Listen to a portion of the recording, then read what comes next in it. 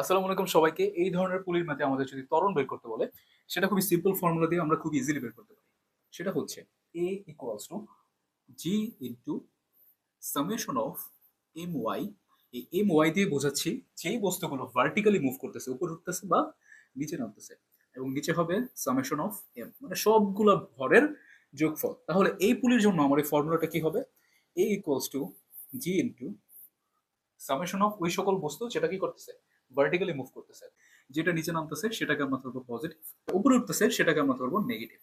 তাহলে এটা কি হবে? তাহলে এটা হবে m2 মাইনাস m1, আর নিচে কি সবগুলো ভরের যোগফল, তাহলে m1 প্লাস m2। ওকে, এটা হচ্ছে আমার এই সিস্টেমের জন্য ফর্মুলা। এই পুলির জন্য কি হবে বলো তো? a equals to G into, একটা বস্তু আমার ভার্টিক্যালি মুভ করতেছে, তাহলে কি হবে? m1 এবং নিচে হবে সবগুলো ভরের যোগফল, m1 প্লাস m2। সো এটা হচ্ছে আমার এই পুলির জন্য ফর্মুলা। এটা হচ্ছে আমার কি এই পুলির জন্য ফর্মুলা। এই পুলির জন্য কি হবে দেখো? এই পুলির জন্য হবে a equals to G into, vertically move করতেছে শুধুমাত্র দুইটা, m1 এবং m2। m1 ধরি নিচের দিকে যাচ্ছে, m2 ধরি উপরের দিকে যাচ্ছে। m1 minus m2 divided by m1 plus m2, এবং এই ভরটাও আমি নিব সাথে m3। সো এটা হচ্ছে আমার এই পুলির জন্য ফর্মুলা।